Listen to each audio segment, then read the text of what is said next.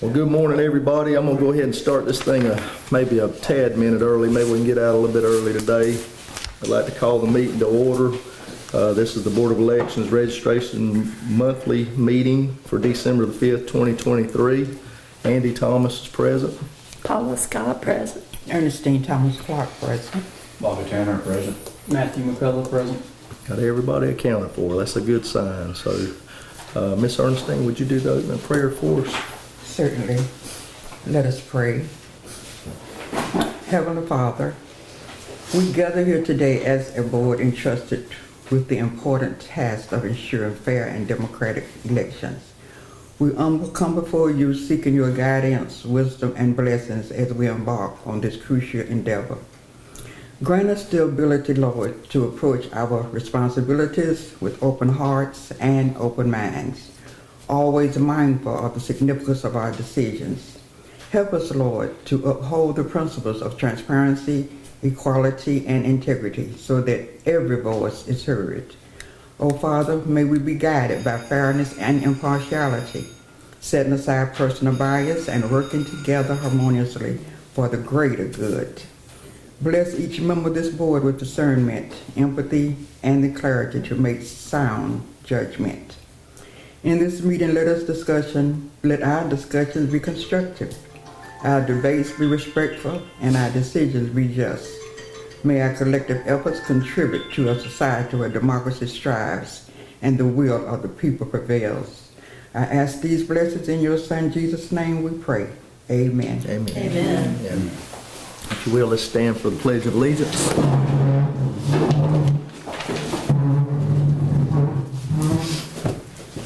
I pledge Allegiance to the flag of the United States of America and to the republic for which it stands, one nation, under God, indivisible, with liberty and justice for all.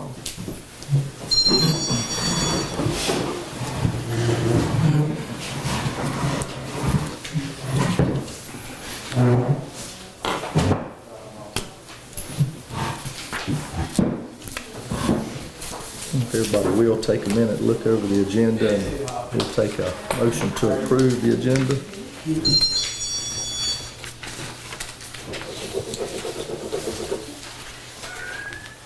So moved. You got a second? Okay. It's been moved and seconded, moved by Miss Ernestine, seconded by Miss Paula to approve the agenda. All in favor? Aye. Motion passed. Let's look over the minutes, if you will. Let's have a consideration to approve the minutes from November the 14th, our last meeting.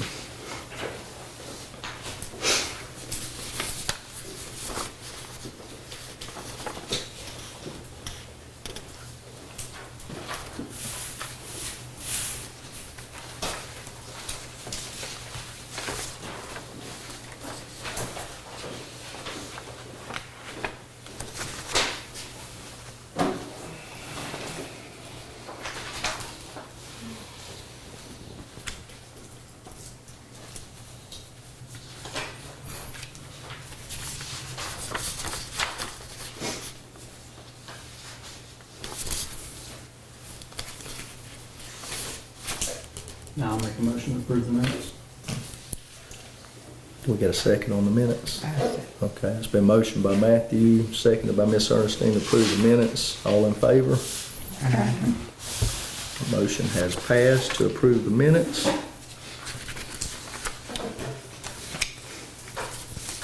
You don't forget to sign those, Miss Paula. Looks like our next topic is discussion of agenda guidelines and policies. That is from the last meeting, when Ms. Ernestine had asked why, when she called, that wasn't added to the agenda. And we said that normally Robert Rules of Order, because we didn't have a policy in place, said that either the chairman had to do it or more than one board member in agreement. So we were gonna bring it up and see if the board is okay with any board member just calling to add something to the agenda, but not take away something that someone else has added. I think, remember we talked about that, Ms. Ernestine, to bring it up, because she said, you know, that before we started this, that anybody that was on the board could call and add something to the agenda that they wanted to discuss with the rest of the board. But to change that, we just needed to get approval from the board. And I'm completely okay with anybody on the board asking a question or wanting something on the agenda. Is that okay with you guys, or? It'd be a good idea to vote on it, just so you have a, Yeah. it'd be good if you voted to say that, just Right. so Make you it know, official. you've got it written down, that you know that's how Yeah. they'll handle it. Is that okay with everybody here? Do we need to get a motion on that and pass it? in the As whole we've been bit? saying, it'd be, so is that, just for clarification, is that to have it on, that we need to call in ahead of time to put it on the agenda, or are we just having an agenda item for us to have a discussion around any type of policies that we need to make changes to or have discussions around at any given meeting?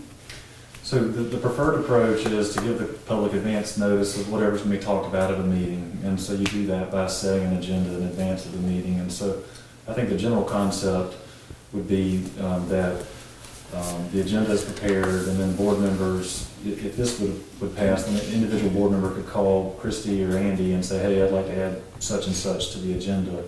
And then if y'all say do that, then that's it, it's on the agenda.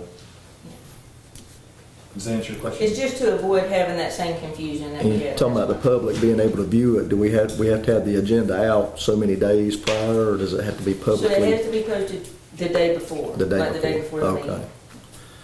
So in order for me to add something to the agenda, I have to have the board's approval? No. What no, we're saying is no. you alone, all you gotta do is if you wanna add it, you add it. All Yeah. you do is call Christie or I guess Christie probably just at least. We're just gonna make a motion to You pass just can't that, so take you somebody can. else's off. Yeah. Now, it's not that you can't add anything after, like, so if I send the agenda the day before the meeting to be approved or to be released to the public, it'll go on the website. But if you want to add anything prior to that, you can let me know and it'll be added on. But if you want to add something after that, then y'all would have to vote to amend the agenda at the In meeting, that meeting? Oh, once okay. it's released. Yeah. Yeah, that's fair enough, I think, yeah. Yeah, 'cause I think at any time we can ask the chairperson, we can make a motion to add something to the agenda if we like. In the meeting? But this makes it so that, like, even if one of y'all wanted to call prior to the meeting, there wouldn't have to be anybody else on the No. board to agree Yeah. to put it on there. It would just be on there. It's on the agenda. Yeah, Right. and I say to you guys, anything you want to be put on the agenda, call me or Christie, and we'll definitely do our best to get it there. So y'all are unanimous on this, but if you want to, you could vote, otherwise, it's gonna be in the minutes that y'all all unanimously said that it's okay for a single person to add, so. No, I would say let's vote on it. and add to Okay. it. I mean, Okay, Anybody make a motion? so is that a motion, Matthew? Yes. I got a motion from Matthew, can I get a second by Bobby? All right, it has been motioned by Matthew, seconded by Bobby to approve the agenda guidelines and policies. All in favor? And that unanimously passed. We'll go on right on into supervisor updates. Christie, which, by the way, I hear you got a birthday today.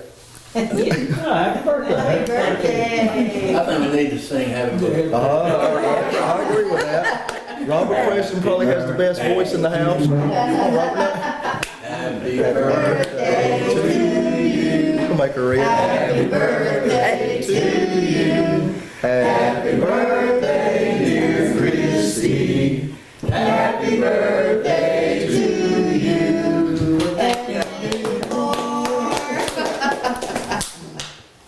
Thank you for working on your birthday. What? Thank you for working on your birthday. I'm thankful to be able to work on Yeah, my there you go. birthday. I'm thankful for it, I truly am. So we've got several things to cover today. Some are in addition to the same stuff that we've kind of been covering, and then we have a few new things. I did tell y'all that December 10th, that Sunday, there will be a training at the conference that will be online for the board members, training for roles and responsibilities. That's from 4 to 6. That's on a Sunday. But I dug a little deeper, and that will actually be available on Firefly after that. So y'all don't have to watch it that day. You can wait within days or a week. It should be on Firefly, and that way you can watch it at your convenience. But I think it would be helpful for all the board members, and you don't have to be enrolled in conference to watch it. Lynn Bailey's engagement letter that Andy would have to sign off on. I do have a copy of that in everyone's folder. Y'all don't necessarily have to go over it right now. I didn't get in time really to send it out in advance. Y'all can just kind of touch base with me one-on-one, make sure you're good with it. It's basically the same thing that everyone voted on last week, which was $125 an hour with a $4,500 cap. And Lynn has agreed to update us like every 10 hours on where we're at money-wise. And just to get the ball rolling and get things started. It's just a simple engagement letter, and it says that, you know, basically that y'all can cease with her services whenever. So there is a copy of that in there. Let's see. There is the public statement draft that I sent out. I think what we had talked about prior to the meeting and kind of touch base with Andy, because some of that's kind of a rough draft. It hasn't been grammatically tweaked, so y'all can look over it. If anybody sees anything that you would like to have added to it or changed in it, just kind of touch base with me or Andy or Ben, and we'll try to get it in there and get the language tweaked on it so that hopefully we can start off this next year in January by y'all being able to vote on releasing a public statement. Now let's getting that out to the public.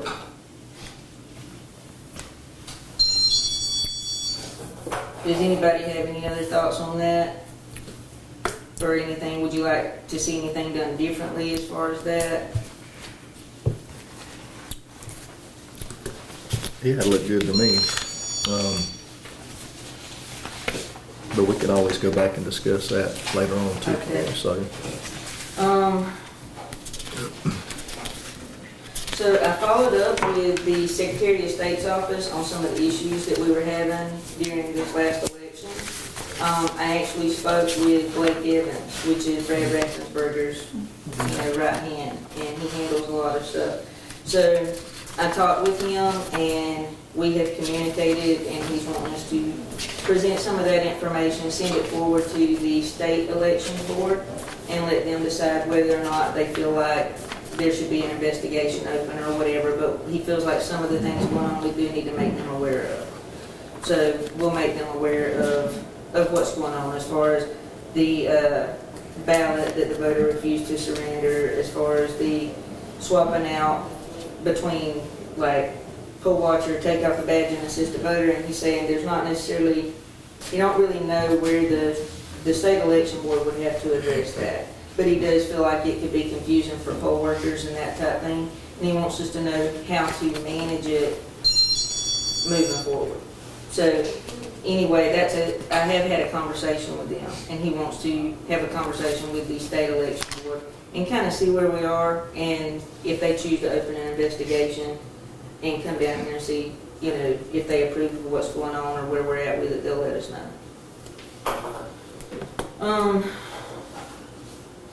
So something new, I actually have a paper in there for you guys from a group called the People's Agenda.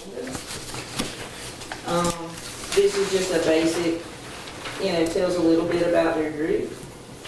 But I'm actually super excited about this. I think we have talked in the past about some type of communication with the high school. We've had teachers at the high school to reach out to us, wanting us to come and talk to high school students so that they're prepared and they know how to go about voting, that they know how the process works when they get out of school. There's been some concern about how to handle it because, that parents are still involved. These are still children. So a lot of them are still minors, some of them are not. But we've talked about putting a program together. Well, it turns out there's already a program put together that goes around to different schools. And what they do, this would actually help us as well, because they have these students, they get with the school, which is what I've been wanting to do for a long time, to get with the school and let the students get some type of credit for participating and being a poll worker and helping out during elections, and it helps them kind of see more about the process.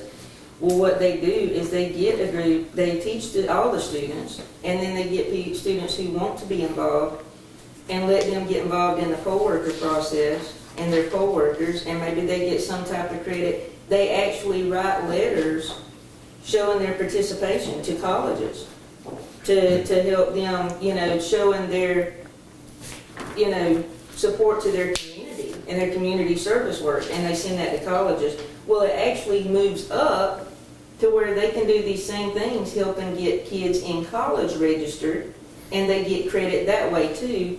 And eventually, some of them, it turns into a job and they actually get paid for it. Yeah.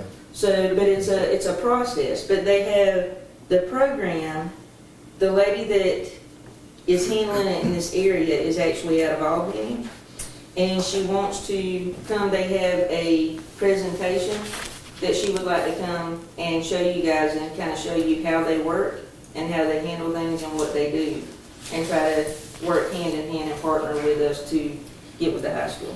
Okay. That's good. Do you know if any of those kids are able to sit on the board at all or anything? I know Tony and them have some stuff kind of set up like that.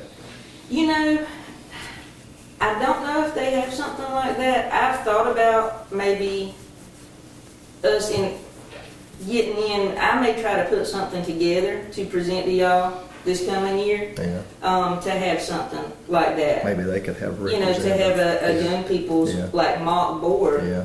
so that they could, you know, participate and experience what it's like. We need to get more people involved in both. Because, yeah, the city does have that. They Yeah. have the, you know, the youth council, and they do that, so. Okay. But yeah, I think that would be, you know, I had already started kind of talking to some people, but there were a lot of laws and guidelines to learn about, to try to put together a program to get with the high school. And these people have already done all that. And they already have a program set up that supports them right on through college. Okay. And I think that's about it. I think, Sounds good. Thank you, thank you. With that being said, talking about the students, I'm gonna say go Trojans. We're playing for the state championship next Wednesday. Is that right, Robert? Next Wednesday? Yep. Yep. So 4 o'clock. we need all the support we can get for that too, At the Benz, right? That's it. at the Benz. Second time around. There you go. All right. Thank you, Christy, for those updates. I will now ask for public comments. Do we have anybody on the agenda or anything, or we good, you ready to go? Yes. Come on up there. All right.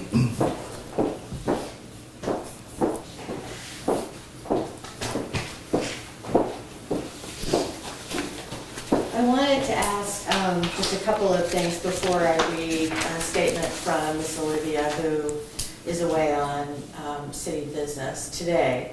But in response to what Christy just updated us on, after doing some research, and help me out here, Isaiah, we found out that there was a voter who her district had changed. I don't know if you remember, but anyway, she was sort of adamant that she was still in Ward 3 and didn't understand what was going on.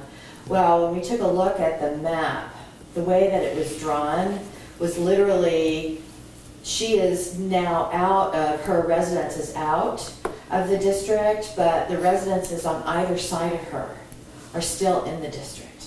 oh yeah, that happens a lot. So it's very confusing. And for that reason, I think, you'll understand how adamant she was and confusing it was to her. So I just wanted to make that clear.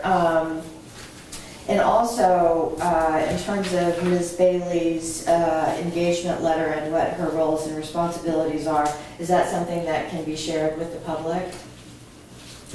Yes. Okay, great. I would, thank you. Thanks so much. And the other question I had is on meeting minutes. The website, I'm assuming, is the only place where meeting minutes can be accessed for now. And they haven't been I was going to uploaded say, this hadn't recently. been, we haven't updated that Do thing. they post minutes? I thought they were Yeah. available by open records. I didn't know I haven't seen them posting. either. Yeah, they've been Okay, I posted. still post them. Yeah. Appreciate it. That would be great. Thank you so much.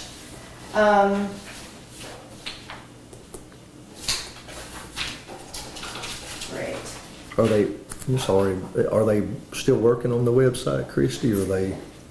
They have not got Hey, the, let's give her Okay, 5 okay, minutes. okay. And then Okay, sounds good, Matt. And then I'll start with a direct question, which should be easy to answer, hopefully, and then I would like to read a statement. The question is regarding the cameras in the Board of Elections office, the old Board of Elections office. My understanding is that there were 4 cameras. I'd like to ask the board, can you please tell me where those cameras were located? Interior cameras. This part of the board would have no idea. Anybody else want to give any, do we want to answer this after we get through, Matt, or? Yeah. Let's wait till after, I guess they've got, policy of We don't answering want the to interfere with questions. your 5 minutes, is what they're saying. Oh, that's okay. You can interfere with my 5 minutes. Well, I'm gonna take the question down and we'll come back and address All it right. here. Okay, I will then move to the statement from Ms. Pearson, who is not able to be here today. And I have copies to distribute to everyone. Coffee County Board of Elections members, I regret I cannot attend in person on Tuesday. I must be away for city business. The city is on retreat. However, I'd like to express my continued frustration that the public is still not getting meaningful responses to its request for getting to the bottom of the breaches and how our administrative processes failed and how those involved do not have accountability. The board permitted Misty Hampton to resign, and she was immediately rewarded with a lucrative contract in Trutland, apparently Trutland County making over $100 an hour and having access to their voting system.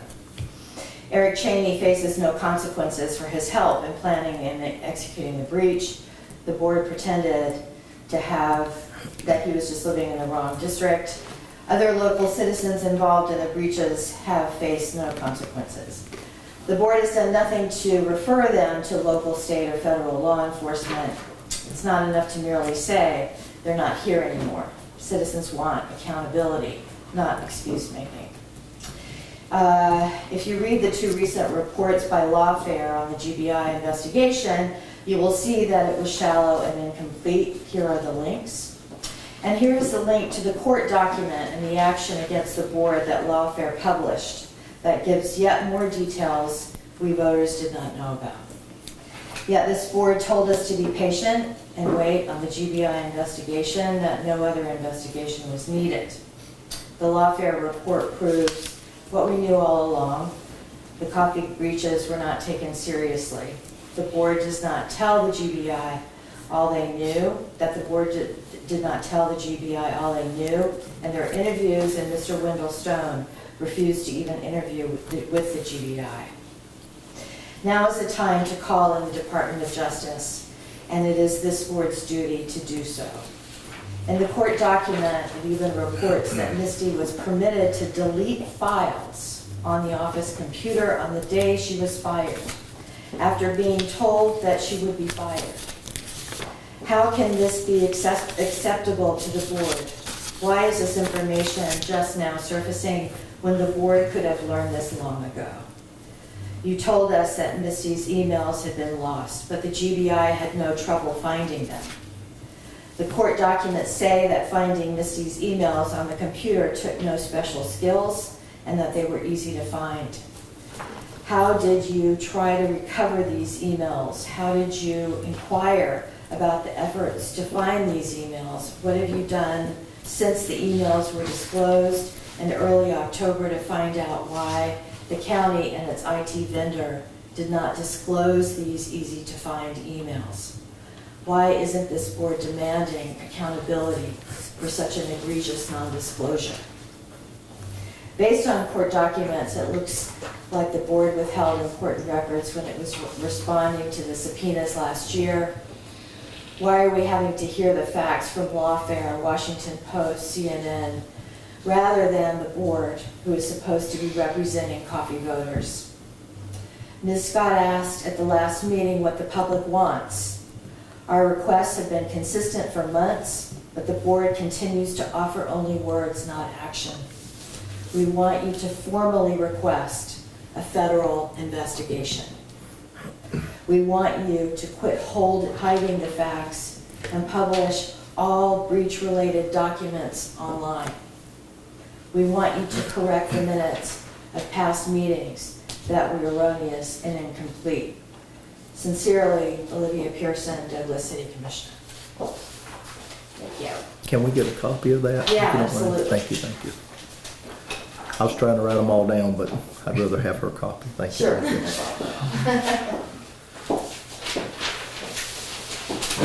Mr. Jim, you next. Yeah, I'd like to request 10 minutes from the board to speak.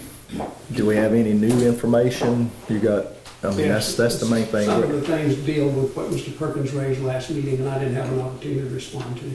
Do I have a motion for Jim to get a little more time? Anybody give a motion? We will have to get this passed, so bear Sure. with me. He's asking for 5 more minutes. I Ms. Ernestine makes a motion to give Jim 5 more minutes. Do we have a second? Second. Got a second by Ms. Paula. All in favor? Oh. Listen, all in favor? Okay. We'll give you 5 more minutes, Mr. Jim. Some of this, you asked if it was new stuff, some of it will have to be old stuff because as a way of introduction, particularly since we have a new board member. But several months ago, I appeared before this board as a concerned citizen after learning about the breaches. I sought simply to provide information to the members of the board as I felt the situation was so serious and so clearly wrong that once the board was fully informed of the facts, that they would take action to address the situation and the issues that were raised. Unfortunately, I was wrong. Despite my efforts, nothing has been done that I'm aware of to address the issues which have been raised relative to the breaches. The reason for this failure finally came to light last week when Mr. Perkins made some comments. And I hope the board will recall the comments that he made. Perhaps you heard it at the last board meeting when Mr. Perkins informed everyone that was present that his job is to protect the board. His job has nothing to do with transparency, but it is protecting the board. Following the meeting and the very candid admission by Mr. Perkins, he went on to verify that this was his role and the board's position during a conference call with the federal magistrate judge in Savannah, Georgia. I listened to that call, and during that call, Mr. Perkins informed the judge, basically saying that the breaches were the result of a single bad actor. I'll leave you to conclude whether or not that is factually correct, but my point is, it's an effort to protect, and I'm not criticizing your lawyer. Your lawyer has an obligation to protect the board, and that's what he's doing. His obligation is not to be forthcoming insofar as all the facts are concerned, but his obligation is to, within the ethical responsibilities that he has, to protect the board. And he did that with the magistrate judge when he told the magistrate judge during the conference call that there was a single bad actor that resulted in the breaches. What does that actually mean when a lawyer is required to protect his client? Well, let me show you how it's working in this case. If I might approach the table, because I've drawn this out, and maybe it'll be helpful to you, I don't know. This is a board that I have fixed to show the duty to protect, and this is how it's applying in this case. You have Mr. Perkins, who is the board's attorney. His duty is to protect the board. It is not to be forthcoming about all the facts and information relative to the breaches, which, by the way, started in December of 2020, going up through today. Mr. Perkins is the attorney for the board. Mr. Rowell is the attorney for the board. Mr. Rowell has the obligation to protect the board. Mr. Rowell and like I said, Mr. Perkins are co-counsel. Mr. Perkins is paid by the county. Mr. Rowell, who is co-counsel, is the county attorney. Mr. Cheney, and something that I've never heard this board discuss or even brought up, Mr. Cheney was represented by Mr. Rowell's law firm during his deposition when he was not even a member of the board. And during that deposition took the Fifth Amendment about 200 or 250 times. So the idea of protecting is to control the information that is provided, not to be forthcoming and provide all of the information. It's to control the information so that the client is not hurt. And that's exactly, and Mr. Perkins has been doing his job. And Mr. Rowell has been doing his job to control information. Their duty is to protect. Their duty is not to assist the public in ascertaining the facts relative to the breaches. That's what we have had to do. That's what I was hoping that I would do, could do, and could assist the board. I have not come here to argue with the board. This is not an adversarial proceeding. I have worked very hard to present and to bring to you facts that you were not even aware of before I present them to you. I know that, not bragging about it. I know that because I've heard that from board members. So what I'm saying is the duty to protect precludes Mr. Perkins and Mr. Rowell from saying anything that might reflect badly upon the board or its members, or reflect badly upon the county, or reflect badly upon Mr. Cheney, who Mr. Rowell's firm represented. I have tried to point out the conflict that exists when our county attorney and our board attorney provided representation, Mr. Cheney, who was involved in the breaches, directly encouraged the breaches, was part of the conversation with Misty and with others, yet we taxpayers paid to have our county attorney and our board attorney represent him at his deposition when he was no longer even a member of the board. That's never been explained, it's never been discussed. My point is, though, duty to protect is not the same as being forthcoming, explaining the facts. Ms. Paul, I'm going to cover this while I'm here, okay? Because you asked a very important question. You asked a question, what do you want? What is needed? What do you want us to do? Here's what is needed, and here's what I say we need and want. Mr. Rowell and Mr. Perkins represent you. They cannot get into any situation that is in any way derogatory to you. They can't present the complete facts. So what we're asking, what I've said is needed is, number one, a full, fair, impartial investigation of the facts relative to the breaches beginning December 2020 to the present. Not beginning after that in 2021, but beginning in December 2020 when Tony Rowell, Misty Hampton, Kathy Latham, Eric Cheney, and others were meeting after hours in the Board of Elections office. What were they doing? What was said? Why were they there? Why don't we have measures put in place today that would preclude that from ever happening again? We want full transparency. Ben and Tony can't provide full transparency. Their job is to protect you. We want somebody to come in and investigate and provide full transparency. We just want the truth. What is offensive about wanting the truth? Number three, we want the determination of what allowed the breaches. How did they come about? Who encouraged this? How did we have an atmosphere that allowed such to happen in Coffee County? Number four, we want recommendations as to what steps need to be taken to correct those things that led to the breaches and steps to ensure this never happens again. I urge the board to protect the best interests of our citizens and to work with us, not against us. I'm not here in an adversarial position. I'm here asking for help. If you search your conscience, you know what happened was wrong. It was offensive.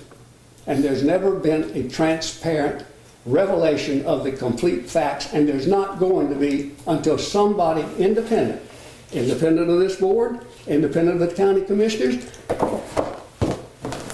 not tied together with as Tony and Mr. Perkins are. And here is one thing we've all overlooked and has never been addressed. One of the keys, and which would be very helpful, would be to have Mr. Rowell come and sit right there in that chair and tell us what happened. Mm-hmm. He is the county attorney, but more importantly, he's the board attorney. He's the one that was in the building. He's the one that may have a connection to a lawsuit that was filed in Fulton Superior Court that y'all didn't even know about. What I say is bring Tony in, let him explain to us the details of what happened from day one up to the present. He is your lawyer. You have control over him. We paid him a lot of money to represent us. What we're asking for, Tony, is please come and help us straighten this mess out and tell us the truth, and let's put this behind us. All right now. We talked about integrity. I've heard that in this meeting, and I've heard that in the county commissioners. Here's what I say to you members of this board. Integrity without action is just a word. What we need to demonstrate our integrity by getting an independent, impartial person to come in here and do a full analysis of this situation, make recommendations as to how to correct the initial situation, and tell us ways that we can avoid this ever happening again.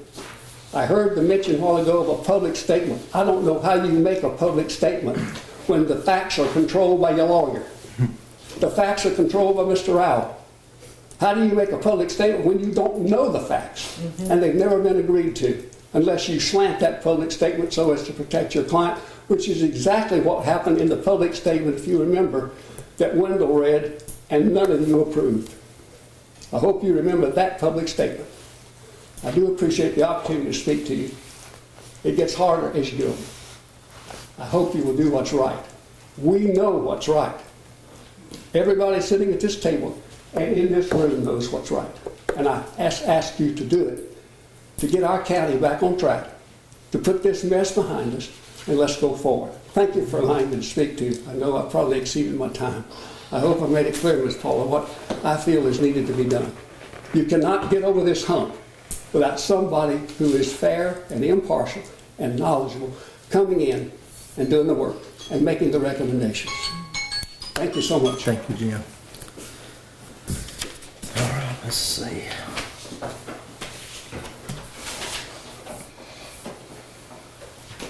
Do we have any other public comments? Everybody else good? Do we want to try to answer some of those questions before Ben comes up, or excuse me? What are your thoughts on that?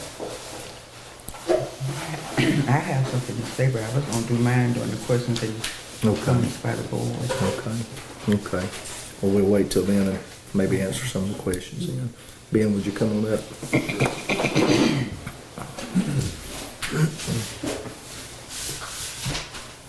I'll quickly, if you'd like, I'll quickly address some of the public comments, and then I'll talk to you about the pending litigation and or the discovery action, I guess is the better way to describe it.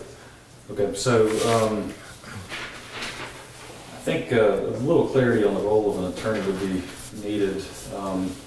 My job is to protect the board, but as I said, I think probably in the same sentence when I mentioned that role, I also said that if I encountered any information that indicated that anybody on this board was involved in the breaches, it would be coming out public.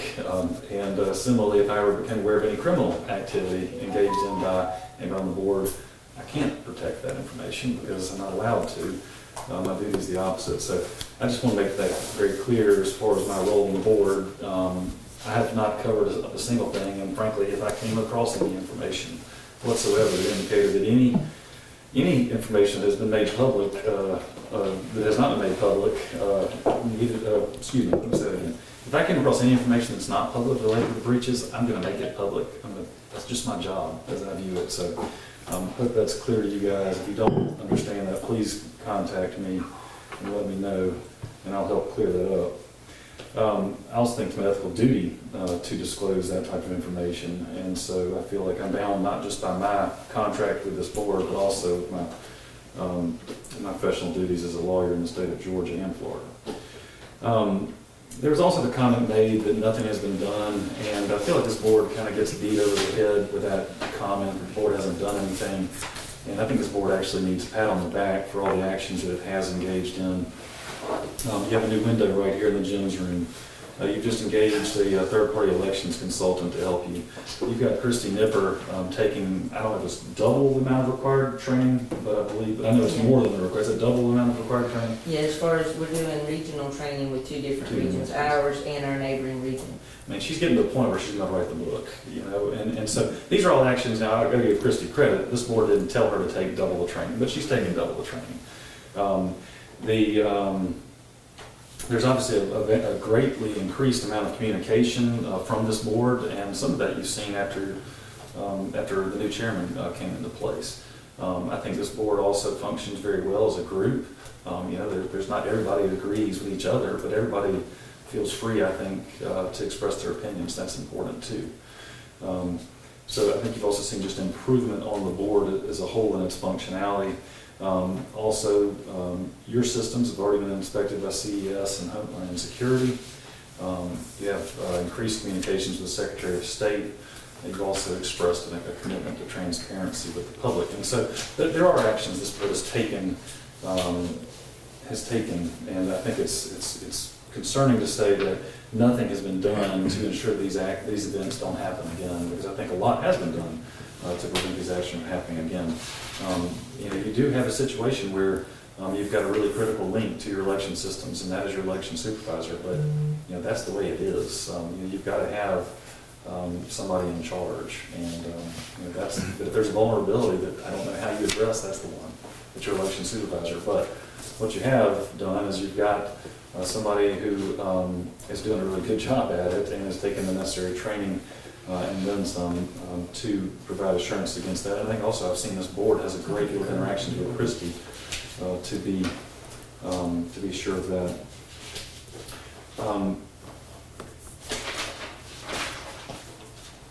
Regarding the breaches, quote, who encouraged them, those sorts of things, as we talked about last meeting, one thing that we know happened in Coffee County was there was a great deal of concern about the vote count. And some of you have seen the letter. If you haven't, it's been produced, it's been provided to you by email. Any of you need it, just ask me again. But correspondence was written to the Secretary of State's office about concerns about the vote count in the 2020 presidential election.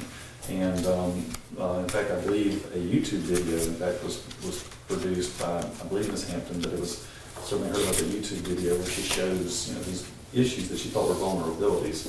And I think we know what happened from there based on lawfare and all these other reports is that the Trump people saw it, they wanted that, and they came down and they got introduced. I mean, it's all been reported, I think, in the GBI report and elsewhere. I think you've all seen that, but there's a trail, and that's the way that trail has been defined in the media. And I don't think anybody on this board knows if that's right or wrong, but it seems to me to be unrebutted that that's the trail of how the breaches happened. Was media picked up on Coffee County's expression of concerns about the vote count. Then that got to the Trump people. The Trump people then found their way in. I'm careful about being defamatory. I'm going to be careful what I say, but we have certainly read about in the news media about what they understood to be those vectors that then brought the person to the door, and then we've also certainly seen video of the person who let them in the door, right? So I think there's a lot out there. There certainly may not be, we may not know everything, and I agree with that. I also don't know how everything is going to be discovered because that's just the nature of the world. We don't know everything that happens behind closed doors, especially when people can't plead the fifth. But I also was reading last week that Attorney General Chris Carr, his office made a statement that they continue to examine the situation and look into whether to bring additional charges against the same and/or additional individuals. That was, I believe, last week that was reported.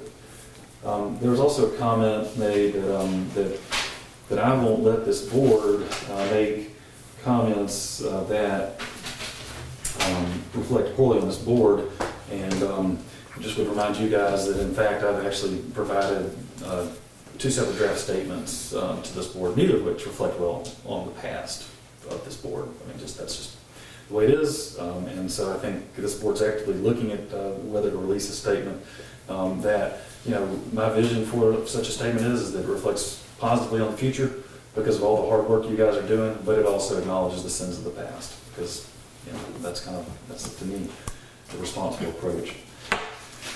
Okay, so finally I want to say publicly again that what happened with those breaches was wrong. I condemn them, and I think this board does too. I've heard many of the members of this board say that they do condemn them. As far as the DOJ investigation, I've expressed to you my thoughts, but that's up to you. All you got to do is make a motion, tell me to request the DOJ investigation. Frankly, I've never done that, and never don't know how to do it. I have a good idea of how it would be responded to because of the fact that there's a pending state investigation going on, and also because of the fact that when I can tell,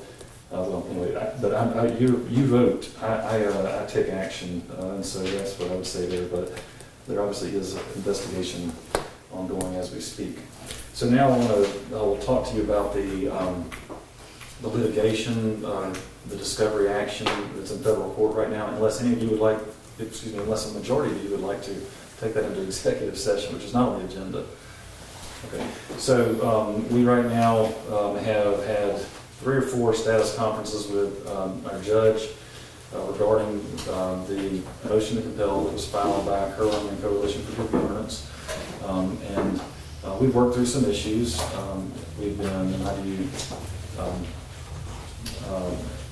working as collaboratively as we can to reach either agreements or to decide, okay, now it's time for us to just go ahead and brief these issues. And so that's where we are at this moment. One of the issues that was raised involves the missing silver laptop issue. And so this is a laptop that Misty Hampton was seen in possession of, and the question is essentially, where is that laptop? And I can just tell you that I have done everything I know to do to try and find this laptop. We just can't find this laptop. I think we all have suspicions about where that laptop is, whether it's at the bottom of the river or whether it is in possession of somebody. I don't know. All I know is Christy has looked everywhere for it. We've contacted Rachel, we've contacted James Barnes, we've contacted everybody in the world who is in the office on a daily basis that we think of, at least that we know of. Nobody knows what that silver laptop is. And so, that's the present fact. I can't produce what I don't have, and so that's our intention to tell the court, is we can't produce what we don't have, but we certainly have engaged in extensive efforts to locate the silver laptop. So that's where we stand on the silver laptop. Do you have any questions about the silver laptop before I move on? I would like to say something. So, I realized the old building's been torn down, but when I started and first started learning about the breach, I asked Rachel, I was like, so where's this laptop? And so we talked about it. And I asked questions. Miss Ernestine was there when I first started, and I was just kind of learning what was going on. And I told Rachel, I said, I think we need to look. She said, I've looked everywhere. But honestly, just so that I want everyone to know, we searched that building. And when I tell you, we looked in every drawer, every cabinet, every nook and cranny. We went upstairs, we went in back rooms, we went in parts of the building that weren't even being used. Like, we literally looked everywhere. Thank you. And I told y'all last month, Christy found this black, not silver laptop, and we were still hoping that was it. It's not it.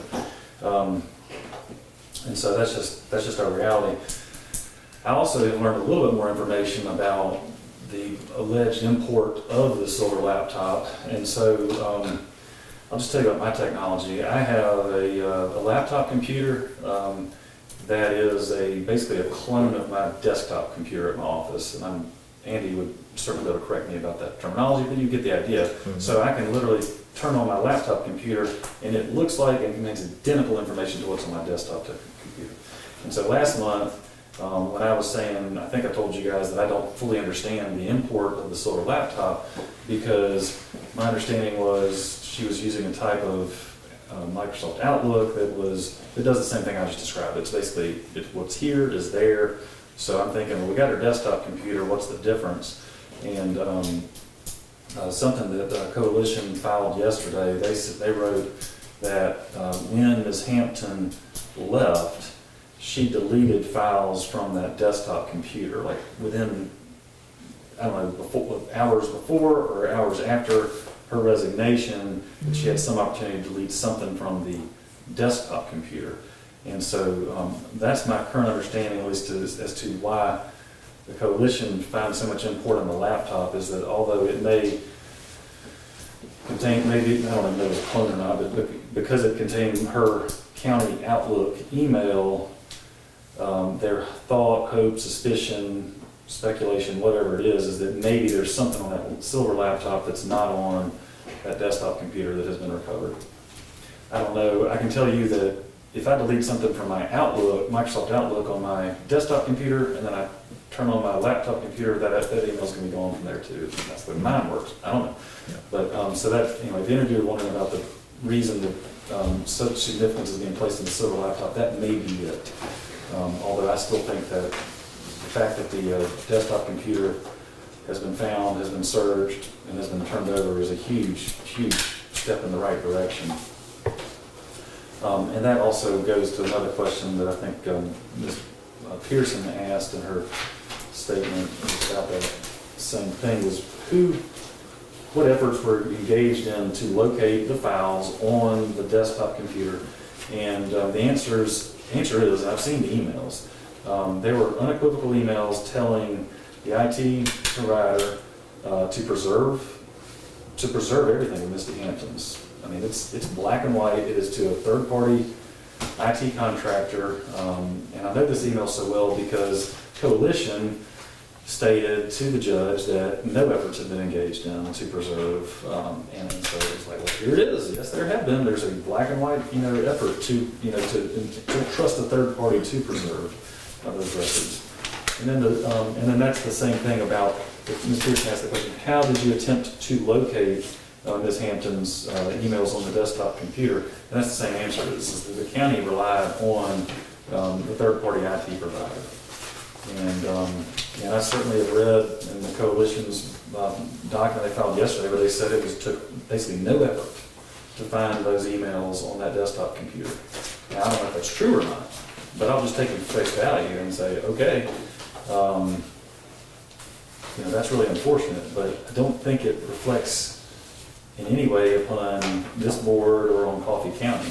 I think it may reflect on somebody else, their abilities to search a computer and find these files, but I don't see how it reflects negatively on Coffee County other than it just simply looks bad, right? It looks bad. Why didn't they find them? I don't know.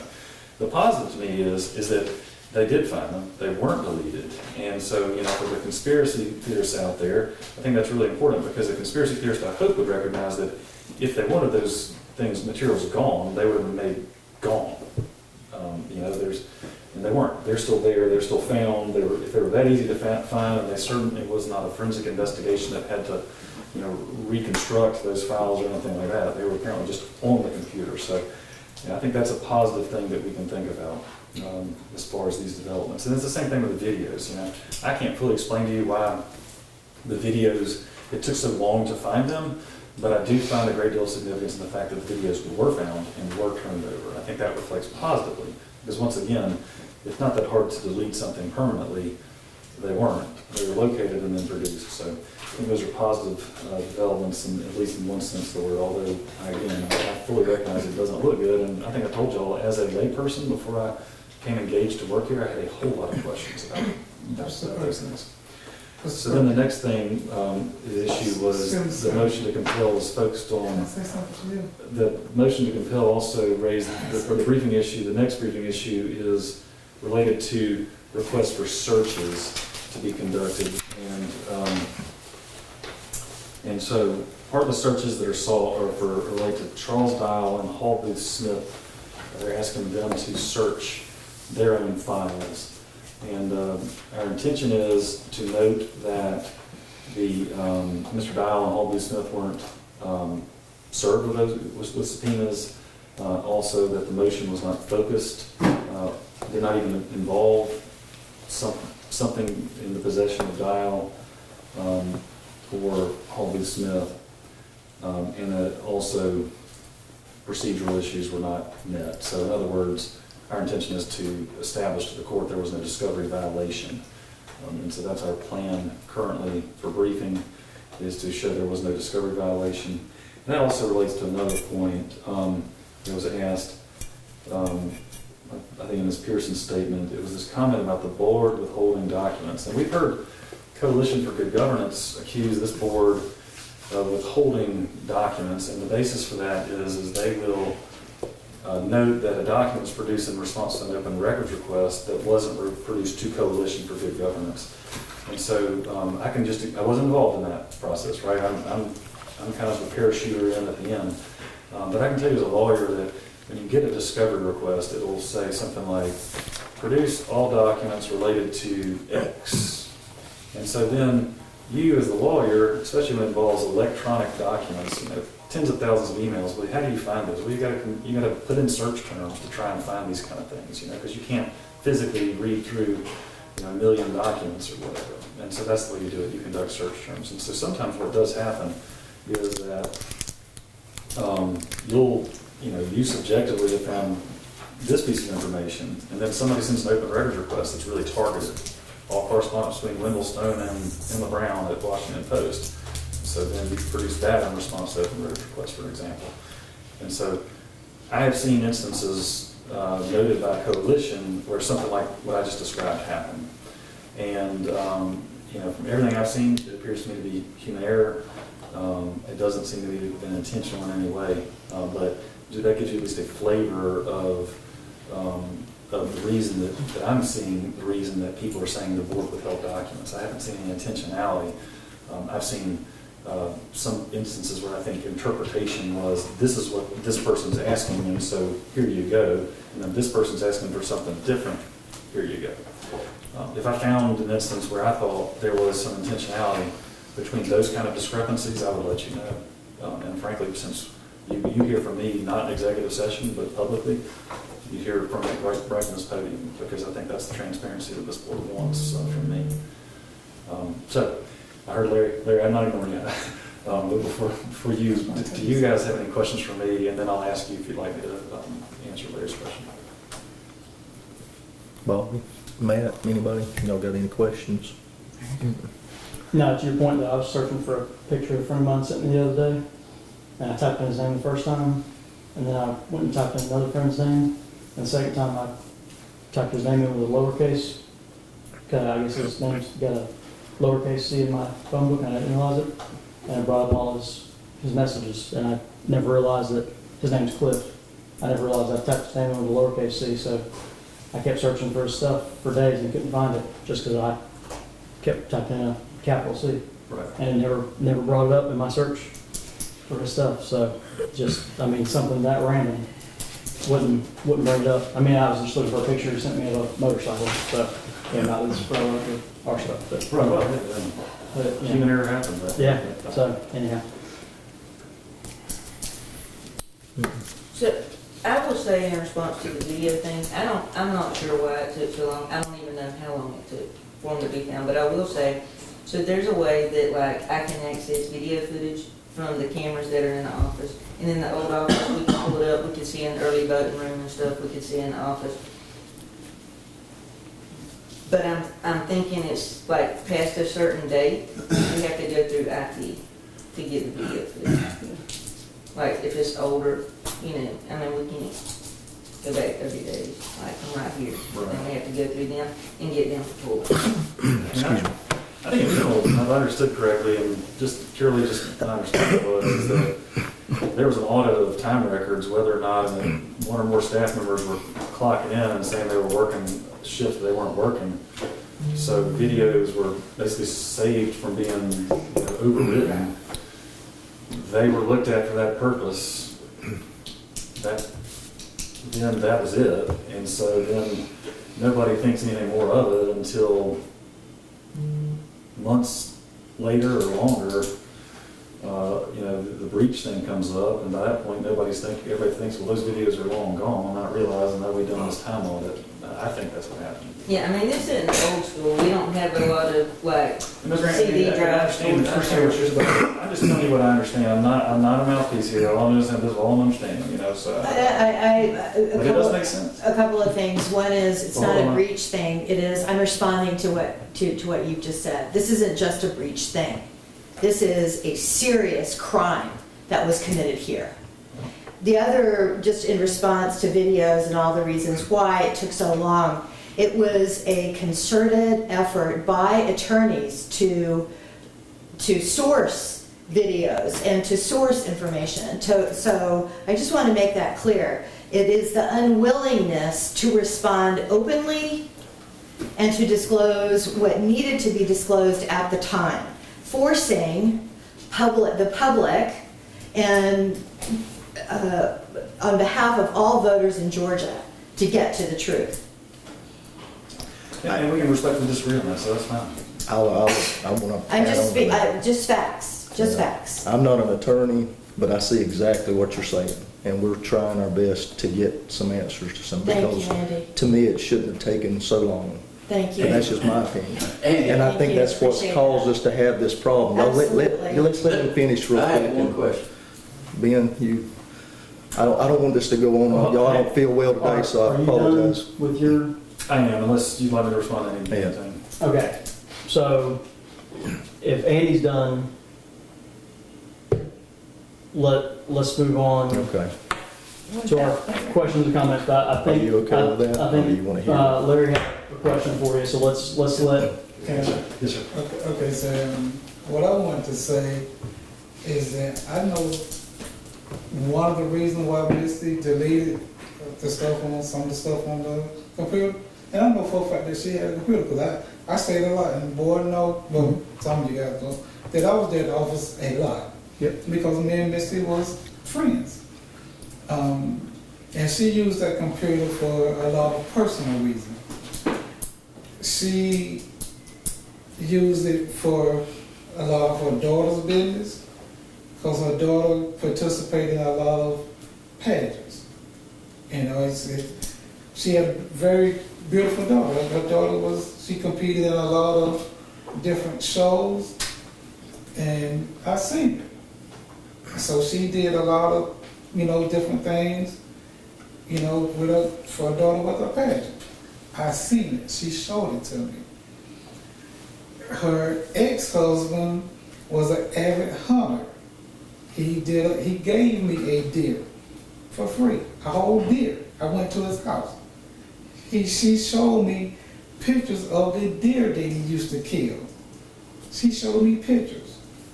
I don't know the size of the deer, but I think it was like an 8-point deer or something like that. She showed me the pictures of the deer that he killed. Okay? He gave me some wood, because I grill a lot. Okay? I didn't know how to get to the house. She pulled up directions how to get to her house on the computer. Okay? So she used that laptop, that silver laptop, for a lot of her personal business. So of course, when she lost her job, anybody with common sense will go in and delete all of her personal business. So, yes, I would do the same thing. If I was being terminated from my job, or if I was resigning from my job, whatever it may be, if I'm using company business, I'm going to delete all of my personal stuff. That will make sense. Now, where the computer is at, that's yet to be determined. What's your goals? You know what I'm saying? But I know for an absolute fact. And what you just said, could it be her personal computer? That's No, what we it don't was know. not her Well, see, personal computer. So when somebody is fired, typically what happens with equipment that is owned by the company or county or public agency, it is recovered right away. Right away. You hand it in as you're leaving. So Larry, I think the point is that there was a deference given to her to take time to delete. That's the issue. Right, now mind you, Misty, it was 2 computers that she used. I know this because I was there a lot. It was 3 computers there at that computer. She had a desktop where Jill was using. Jill sat at that front desk. Misty had that laptop. She sat at the desk that she primarily used. And then she had another laptop that was in the office. It was Larry, 2 I don't mean to laptops. cut you off, but you're Yeah. making deductions here, and Right. I just want to get through with the meeting. Okay, that's fine. That sounds like an investigation that we're still Well, I'm just saying, continuing always to do. just for the record, that Yeah. she had 2 laptops that she Ms. used. Paul, go ahead. Well, I'm saying Yes, if, ma'am. if the silver laptop was Misty's and not a county laptop, which they cannot seem to find any information as far as identification in inventory for such a laptop. I worked in the government too, and I know how they identify inventory items and how it's kept with stickers and all that. If it's her laptop, has it been found or is she just not turning it in?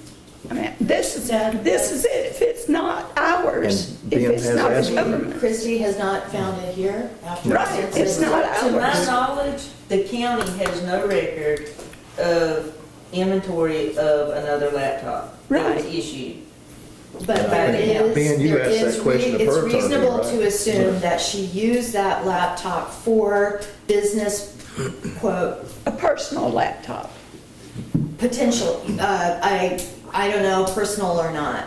Well, What we need to identify is what is on that computer. And, you know, a reasonable person would be happy to relinquish it. well, right, but But we have with the control of that, GBI so it has doesn't talked belong to to the county. No, but somebody can ask her, like your Ben did attorney. ask her attorney, I believe, so. Okay, Yeah. so I think that's an ongoing thing, and agree Yeah. with Andy that a lot of this is speculation. It's pretty frustrating. I wish it would show up. I did call Jill, who used to be her assistant, and Jill said right up until the time they left, they were asking for laptops. She said to the best of her knowledge, they were never issued any laptops by the county. That was the best of her knowledge, best of her memory. She said they had one old junky one that didn't even work right, that they didn't even use regularly. She said any other laptops that were in the office, to the best of her knowledge, were theirs personally. She said she knew Misty's daughter brought one that she used for school and for the pageants, and she said she thought that Misty may have had one personally at one time. She was not 100% sure.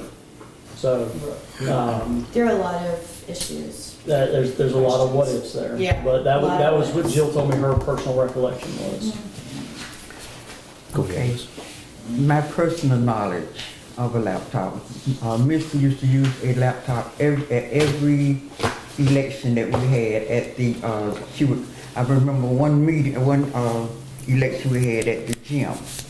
She set up that laptop and worked on it all day long. Okay. So now if that was her personal laptop, she had no reason or no business setting up her personal laptop at this election. Absolutely. And she was helping and Absolutely. assisting voters. So if that was her personal laptop, we are in serious trouble. Yes. And the reason why I say we're in serious trouble, because she has all of our information on that personal laptop in her possession. So now, Wesley can say that the laptop was not issued from the county. Tony can say that. Anybody else can say that. I don't know. But I do know that Mr. used a laptop at elections, at meetings. So there's a lot of information on that laptop. So that was her personal laptop. Then we got a lot of information that's out there. Are our systems web-based, or are they? Even if she was accessing ENET, for one, we don't use ENET anymore, but even if she tried to access it later, once she was no longer here, she shouldn't have been able to log in. Her Well, login would have that's been my point. terminated. Is Her login would have been terminated. if most companies nowadays, everything's web-based, so you can access information from almost any machine, Right, and it doesn't download the information to the machine. You're just accessing it on right. the web. And as long as you're accessing it through a secure server, which is usually that company's server or that government server, doesn't matter what machine you use it on. So like for my company, any machine that we use, as long as we download the company's app and log into the secure server, it's just as secure as if we use their machines or our personal machines or whatever. It's got encryption that borderlines the government's, NASA's.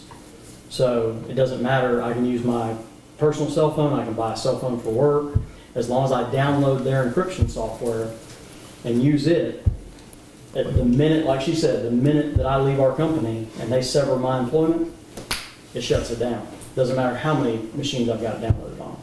And I think what's on the laptop, what you guys may be looking for, what we may think's on there is kind of irrelevant. My thinking is if somebody's looking for it, we're gonna do our best to help you find it. And that's our job. Thank you. I'm sorry, go ahead. Because everything else is just speculation at this point, Right. really, so. Except for Also, what we do know. Is it my understanding that Misty was told she was going to be terminated before she was really terminated, that somebody told her it was coming up? I've read that allegation. I don't know if it, there's a assertion in Coalition's brief, I think yesterday, they said that they had reason to believe that, that Mr. Cheney told her in advance. I think that came from the GBI investigation or some other did. subpoenas. Okay, and- That's not I don't think I've complete seen documents. speculation. I don't think I've seen actual documentation there. I'm just saying, like, I don't think Cheney or she admitted it, and I don't recall a copy of anything that proves that, so I'm not trying to, Well, I'm just saying that she didn't do that with the full knowledge of the board. I mean, they didn't say, okay, we're going to dismiss you, and then she had time. She did that knowing under the table that she was going to be dismissed. Potentially, or maybe Correct. not. So maybe somebody on the board informed her, we don't know. Correct. Well, all I was saying is, yeah, the board didn't, like, as a group collectively say, hey, No, Misty, yeah, there's right, no allegation of correct. that. Yeah. Yeah, that's right. Now, correct me if my recollection is wrong, but we sent Fred Cole with her from the time she resigned to her office to collect her things and turn over her keys. That's correct. And that's when she walked That's out with the laptop. So she But wouldn't they have been didn't able come to grab a inside, according laptop. to the videos. They did not come inside with her. Fred did not go inside with her. No. Okay. That I was not aware of. It's a lot You to got go. another question? or- Well, I'm not, Trust me. I'm not, Trust me, it's I'm a not lot arguing bigger. that, Ms. Ernestine. Trust me, the board is not aware of a lot of stuff. There's a lot of things that I've not been aware of the whole time.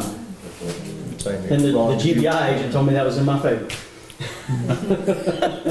Yeah, I think Ron. Just confused still. Prior to the breach, the board had a county attorney, correct? That was paid. After the breach, we have 2 attorneys. Why? You know, I still don't understand why you need 2 attorneys. Well, I don't understand why, and I'm sorry, I know him, I know his mother. I don't know why he wasn't here at meetings, and I have not been on the board that long, but And why the he wasn't taxpayer, here. I go back to the money thing. I mean, if we don't have to, if you don't have to pay an attorney, why? That's my money. That's everybody in here that pays taxes. That's our money. Totally agree with you. I mean, let's hire 5 more. I did, Oh, God, no. we did request, we requested a meeting with Tony and the commissioners, and I think we're moving forward with that. They're still trying to, and I am gonna ask those questions, just like the question about Tony coming up, and we're gonna ask him that. You know, I like Ben, and I want Ben to have a job, but not at my expense. Oh, and he's enjoying Ben it. has been very He's a good. good guy. Yeah. But here is my understanding is, we're not paying for Ben to be here and Tony to be here, because Tony's obviously not here. And one of the reasons that we hired Ben is because there's been, all across the state, aside from the breach, all across the state, there's been a rash of elections boards having issues not getting things done correctly, and us trying to make sure we do get things done But Matt, correctly. my question, prior to the breach, did Tony ever attend a board meeting? He would, Yes. he was Okay, here. so- He did a tour- Yeah, he was here quite So a why bit. is Not me. I was, So why I've isn't he never, here Tony now? had our board meeting. At our old office, he Yeah, attended he a was- few, not very many, but a few. And I wasn't here before the breach, but I see. after it, we saw Tony quite a bit, so, yeah. Yeah, after quite a bit, but I mean, I think the whole time I was here, maybe 2 that he came to.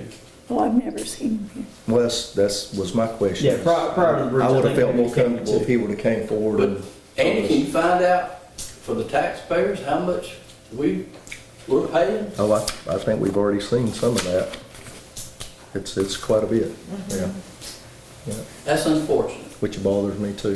The biggest thing right now with Tony's office is that I work closely with Jennifer Herzog handling open records requests. Most everything else that, as far as that the board is handling, moving forward with policies and things that have to do with the breach and litigation is handled through Ben. And I'll personally say, I'm very comfortable with Ben being here. I know it's more expense, but it's made me feel more comfortable going forward because of all the, thousands of pages of between open records and GBI reports. There's a lot of that I'm still. So are we trying to saying that Tony is the county attorney? He does more than just this board, right? Yes. Ben only does for this board. Correct. That's correct. But prior to the breach, Well, we didn't have. Tony was we didn't- responsible for everybody, but I will tell you that Tony's so busy with the entire county that he didn't always have time for. And I don't think we'd Meeting have us. ever came across this much information No. coming from the public and that kind of well, thing. So- again, I've said it before, we're here because of one person in this country, and it's a sad, sad state. And I- Well, that was one of my questions is, how did they represent themselves to come to this county and ask to get into our Because you system? had, because you had thieves in this county.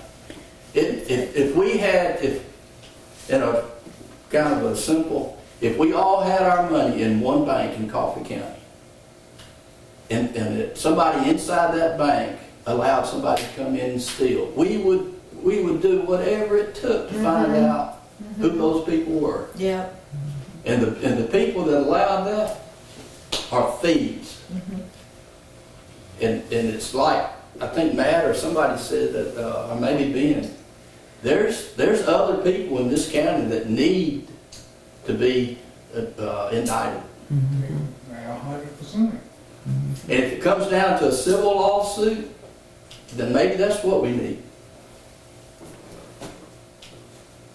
They can't plead the fifth in a civil lawsuit.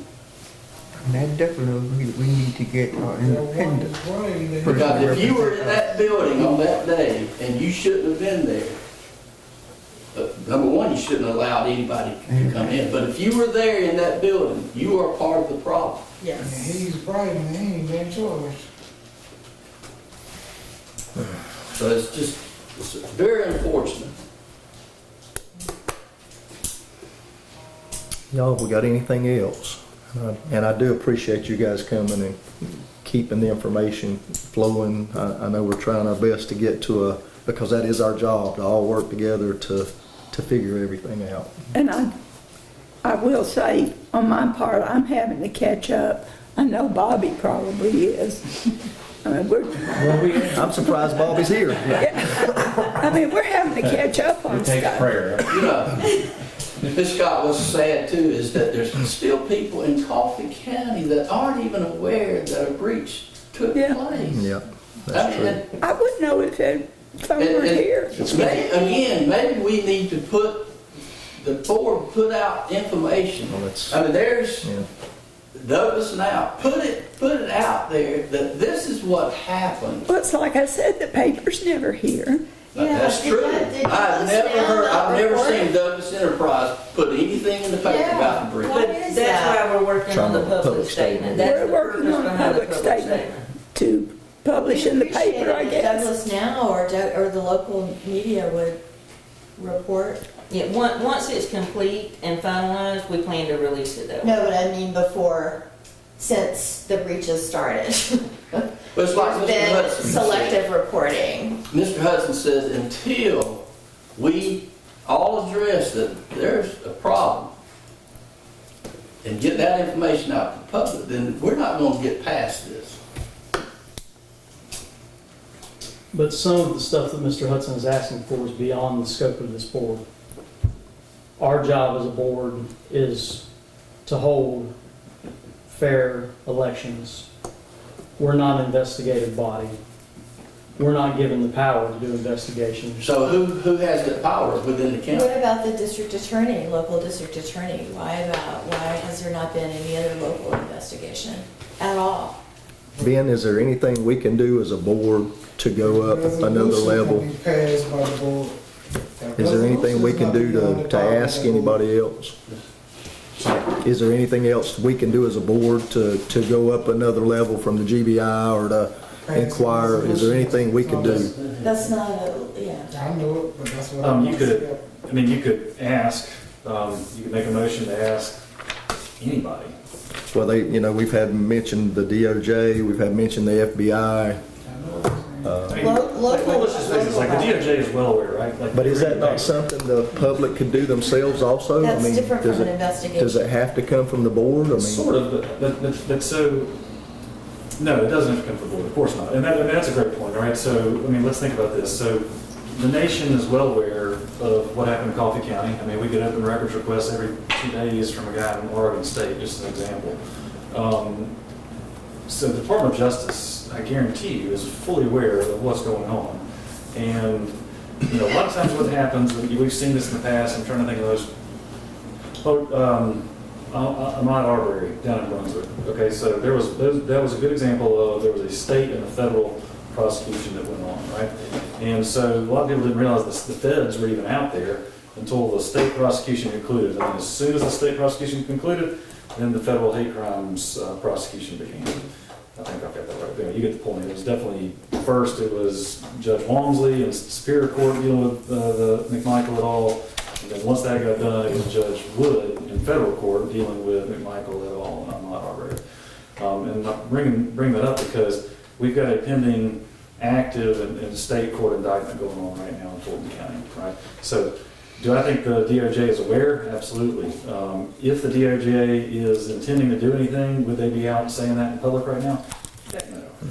Nope. And why not? Well, because they don't want the bad actors to pucker up anymore and withhold it or, conceal or whatever, any information they've got that relates to whatever federal charge may perhaps are being contemplated. So, but again, I'm not a federal prosecutor. I'm not a criminal lawyer. So I'm not telling you guys don't do it.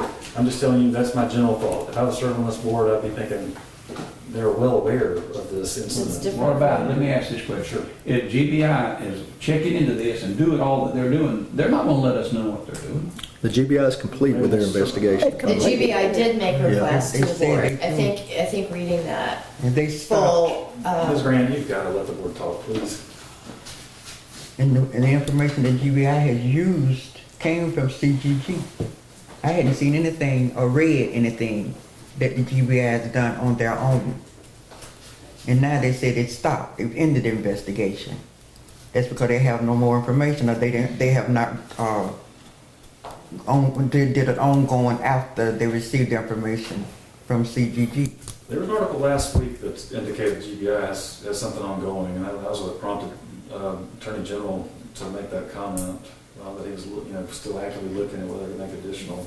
I'm sorry, but I didn't understand. I'm sorry, so there was a news report last week, I think it was 11 Alive, that my interpretation indicated that GBI was still investigating, and the Attorney General Carr, his comment was to the effect of he was looking at whether to bring additional charges against the same or additional people. That's what I read in the article. Okay, I read that too, but the information that I received is partly true what you said, but the GBI said that they were through with their investigation Okay. as far as our reach is concerned. Well, this is my thinking. We've heard it from the public over and over. This is something the board needs to discuss and maybe vote on whether we do move forward with another investigation, something. I mean, we need to discuss that as a board and at least get that off the table. That's another option we need to get off the table, in my opinion. So I'd like, if we could put that on the next agenda. I know we're rolling into 2 hours. And if you here. went to the DOJ and requested that, they might say, well, we've got that on the table, and, we'll let you know. At least they would let us know. Yeah. I see what you're saying. The Okay. board can request an investigation. Yeah. So let's do that. Maybe we'll discuss the next meeting, and is that something we can do, or what are your thoughts on that? Yeah. At least take a vote on it and go from there. We need to do something. All right, well, I don't mean to move it along here, but any other questions and comments by the board, or Ms. Ernestine, you said you had something you wanted to Well, ask? basically a couple of guys. Okay. Anything else we need to discuss, or anybody? Everybody good? Bobby, you liking it so far, or is it? Having fun, yeah. About like getting teeth pulled, no Novocaine, isn't it? I retired 3 years ago, but I'm working at the peanut mill helping them out. And I deal with a lot of Hispanics out there. They call me Mr. Bobby. I've never been called Mr. Bobby in my life. I had to leave them a while ago to come up here. And they looked at me and said, Mr. Bobby wants to have prayer for you. Oh, wow. They hear, they see it on me. Yeah. Mm-hmm. And we jokingly said, you know, about it, but I pray about this because we want the right decisions to be made and for it to be fair and balanced. But at the same time, it's got to be laid out there and you got to see it. The parts that y'all going over on some of it, I don't know nothing about it. I wasn't here, wasn't a board member or none of that. I knew about it through the news, whatever, the breach, whatever, the rest of it I don't. So I look forward to the upcoming months when this is put behind us and settled and whatever comes of it, so that I will know more than. Yeah. It's Well, like being on a jury almost. And I will say, ask them while they're asking for prayer to pray for all of us. And with that said, with where most of them probably migrated from, their rights are totally different from our rights here in the United States. And that's something that the democracy these guys are all fighting for is something we need to take very seriously. So with that being said, can we get a motion to adjourn? So moved. So moved. Get a second? Second. It's moved by Matthew, seconded by Miss Paula to adjourn. All in favor? Thank you, guys. I need a closing prayer, Mr. Bobby, since they prayed for you. Do you mind doing that for us? I'll pass it on. Thank you. Heavenly Father, we thank you, Lord, that we do meet here today openly and discuss things. That we try not to keep nothing hid under the table, God. You said to put nothing away from the light and don't have anything in the dark. We just ask you, God, to give us all strength to stand up for what's right.